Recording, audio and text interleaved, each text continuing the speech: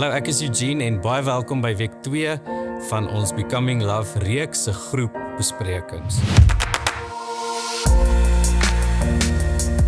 Ek is so opgewonde om 'n bietjie tyd saam met julle te spandeer om te kyk na die Vader se liefde vir ons, as ook hoe ons sy liefde op aarde kan wees. Sondag het ons gesels dat die volheid van die Vader se liefde geopenbaar word in sy seun Jesus Christus.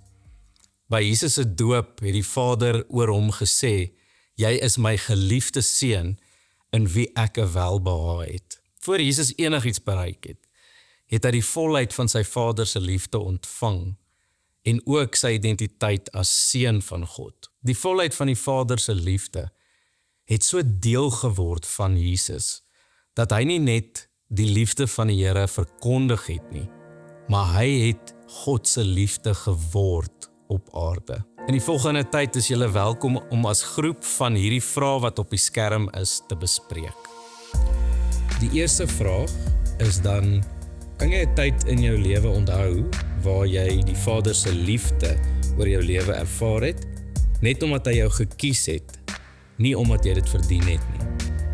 Vraag 2, kan jy spesifieke oomblikke onthou waar die wete dat jy God se geliefde seun of dogter is, die manier waarop jy 'n uitdaging aangespreek het of 'n besluit geneem het, beïnvloed het? Ons het ook Sondag gesels oor die feit dat wat waar is vir Jesus ook waar is vir ons. Dieselfde liefde wat die Vader het vir sy seun, het hy vir ons, en dieselfde roeping wat hy vir Jesus het, het hy vir ons. Jy sien, die oomblik as ons dit begin verstaan, sal ons nie net na onsself kyk as gewone mense nie, maar ons sal onsself begin sien as die geliefdes van God, die seuns en die dogters van God. Dit verander hoe ons ook lief het in ons wêreld. Want sien, ons het lief omdat hy ons eerste lief gehad het. Julle as groep is nou welkom om van die vrae wat op die skerm is te bespreek. Ons gesels dan eers oor die vraag, watter praktiese stappe kan jy neem om te verhoed dat jy jouself as net 'n gewone mens beskou en begin leef in die volheid van God se liefde vir jou? Vraag 2, is daar areas of verhoudings in jou lewe waar God jou nooi om nie net sy liefde te weerspieël nie, maar ook dit te beliggaam? Jesus het gereeld homself onttrek om in die Vader se liefde vernuwe te word.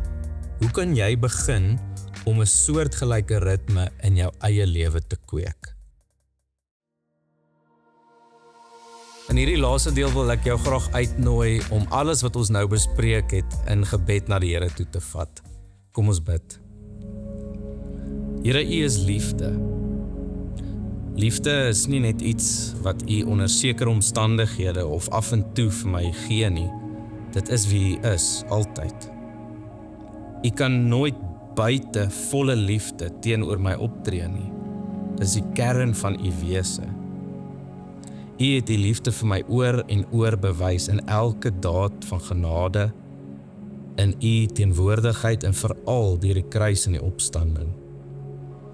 Tog as ek eerlik is, Here, sukkel ek soms om geliefd te voel.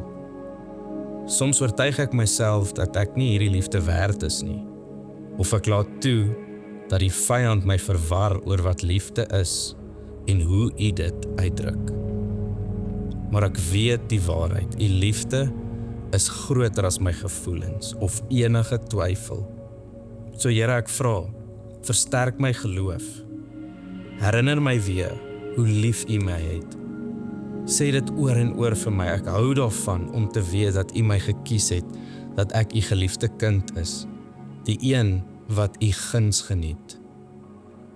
U liefde vir my is standvastig en niks in hierdie wêreld sal ooit U gedagtes oor my kan verander nie.